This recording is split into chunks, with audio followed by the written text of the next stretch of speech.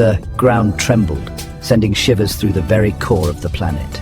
It was as if the Earth itself was awakening from a deep slumber, stretching and groaning. A low rumble echoed across the planet, a haunting sound that seemed to come from the depths of the Earth. It was a warning, a prelude to the chaos that was about to unfold. Then, all at once, the Earth erupted with a force unimaginable. The ground split open and molten lava spewed forth, painting the landscape in fiery hues. Supervolcanoes from Yellowstone to Toba exploded in a fiery symphony of destruction. The sheer power of these eruptions was beyond anything humanity had ever witnessed. Ash and rock filled the sky, blotting out the sun and plunging the world into darkness. Day turned to night as the thick clouds of ash spread across the globe. The air grew thick with toxic fumes, making it difficult to breathe. The once clear and fresh atmosphere was now a suffocating blanket of smoke and ash. This was not just a disaster, it was a cataclysm of epic proportions. The very fabric of life was being torn apart. This was the apocalypse.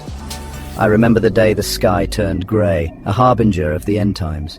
The air, once fresh and alive, became heavy and metallic. Fear gripped everyone as we realized the magnitude of what was happening. The air, once fresh and alive, became heavy and metallic. Fear gripped everyone. We knew the stories, the legends of fire and fury. We knew the stories, the legends of fire and fury, but nothing could prepare us for the reality of a world gone mad. The panic was palpable, and chaos reigned supreme. But nothing could prepare us for the reality of a world gone mad. The lucky ones found shelter, huddling together in makeshift refuges. The lucky ones found shelter. They clung to hope, praying for the storm to pass. Others were left to face the elements, braving the harsh conditions with whatever means they had. The struggle for survival had begun. Volcanic ash choked the sky, blocking out the sun's warmth. Temperatures plummeted, and a brutal volcanic winter gripped the planet. Plants withered and died. Animals starved, their carcasses littering the ash-covered landscape. Survival became a daily struggle against the cold, the hunger and the despair. We learned to adapt. We had to. The weak perished, but the strong clung to life. We hunted for scraps, scavenged for anything edible. We huddled together for warmth, sharing stories and flickering memories of a world bathed in sunlight. Deep beneath the surface, safe from the toxic air and freezing temperatures, we found a sanctuary. A new kind of life took root, one that was both challenging and rewarding.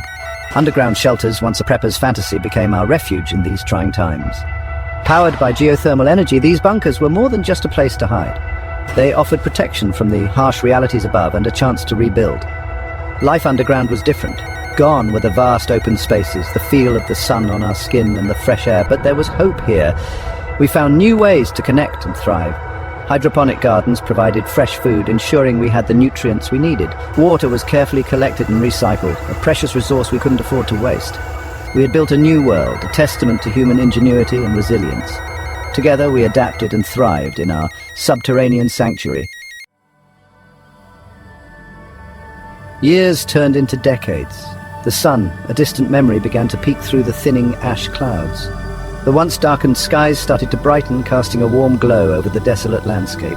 It was a sign, a beacon of hope that nature was beginning to heal. The surface, once a wasteland, showed signs of life. Tiny green shoots emerged from the barren ground, defying the odds and sprouting in the most unexpected places. These small but significant signs of new growth were a testament to the resilience of nature. Plants, their seeds carried on the wind, took root in the ash-enriched soil. The fertile ash, once a symbol of destruction, now provided the perfect environment for new life to flourish. The cycle of life had begun anew, with each seed representing a new beginning. Animals, their numbers slowly recovering, returned to the surface. They explored the green landscape, finding new habitats and sources of food. The return of wildlife was a crucial step in the restoration of the ecosystem. We emerged from our subterranean shelters, blinking in the unfamiliar sunlight. The world above was both strange and beautiful, a stark contrast to the darkness we had known for so long. We stepped out into the light, filled with a mix of trepidation and hope. The world we knew was gone, but in its place was a new beginning. The landscape had transformed, with green plants replacing the wasteland. It was a world reborn, full of potential and promise. We had survived the apocalypse. Standing together in the wilderness, we looked at the new landscape with a sense of relief and awe.